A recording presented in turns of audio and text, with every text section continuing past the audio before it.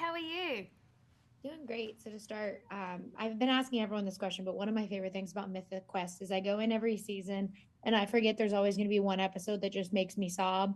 And when it happens, I'm like, oh, right, I cry over this show every single season. I should know this. But for you guys as actors, is that something now at this point in season four that you know people are going to have that one episode they cry over? Or is it also a surprise to you guys every single season? I mean, I feel like every season I have the same experience as you just described, where I'll read an episode and be like, wait, why am I crying now? Or I'll be on set in tears and be like, I thought we were making a comedy. What's going on?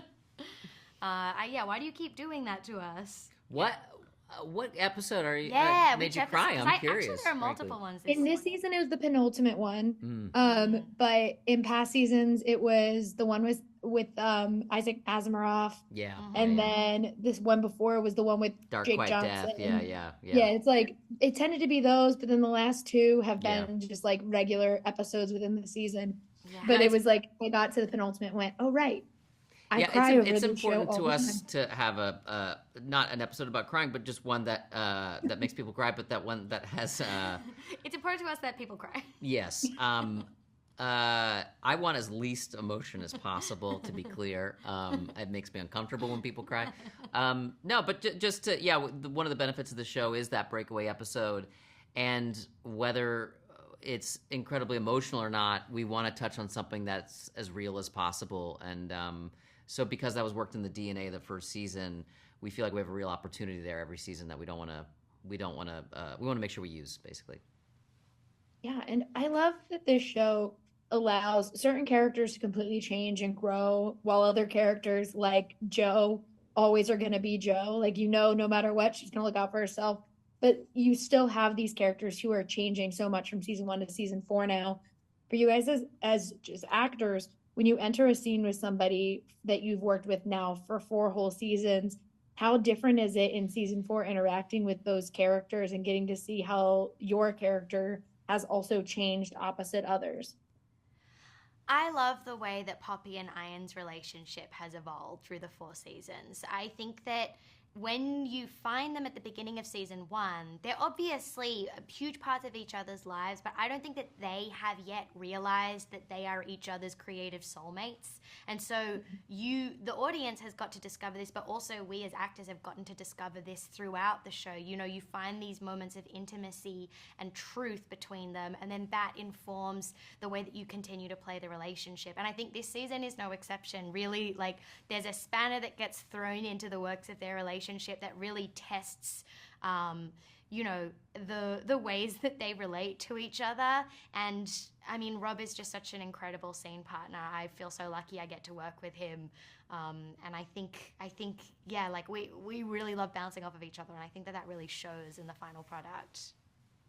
Yeah. And David, we got to see David's house, and it actually was really funny to watch that whole sequence, not only because David was quote unquote getting played until we finally realized what was actually happening, but also like to see how this man interacts with people he's not in charge of, and how it's not that different from the people he's actually like in charge of at work. For you, how exciting was it throughout the entire creative process of like getting to show these little bits of David throughout the last four seasons? Yeah, it's just the benefit of being able to tell as many stories, be on as many seasons as we have been, to be able to keep showing new sides of the character, and just to even see where someone lives, and like, what is Cerritos like for David? What is that? And to find that, you know, his friends are all in the first responder community, and lean very Republican, which he leans into. Just were funny things that made us laugh, but felt you know, we want to find those things that are both surprising, but also feel in character. So it's been great. You know, we're always looking to kind of challenge ourselves with different storylines that are not too far afield for the characters, but feel surprising for ourselves and then hopefully the viewers. Yeah, when I spoke to Megan and Ashley, I said one of my favorite bits from this season was, I think it was either Dana or Rachel were talking about a TikTok conspiracy theory in an episode, and then later we saw Rachel be like, "I don't think the moon landing happened," in a court case. And so I asked about their favorite bits that they have continued throughout seasons. Both of them were talking about Poppy doing this when she was talking about sex. But what for you guys is your favorite bit that maybe started in season 1 or even just this season that you guys have gotten to see play out throughout the show? I love that Brad is interested in buying human hair. I wanted to learn more about that. I feel like I don't know. I feel like that was also an alt that maybe I don't want to give anyone credit if it's incorrect, but I feel like that in season 1 where Brad has that line about bedding human hair, that wasn't in the script. I have a feeling you ran in and were like, No, it was someone came up when we were in our first season building, which was this really, everyone got sick in it. It was just someone came up and was like, we need something for Brad to say. I'm like, ask for hair. And like, what? Like, just have him ask for like hair and that could be the bed. And like, oh, that's weird. Yeah, let's do that. So it got kind of like phoned in, I remember, but it has become now it weirdly is a sustaining a big part of his character. Yeah.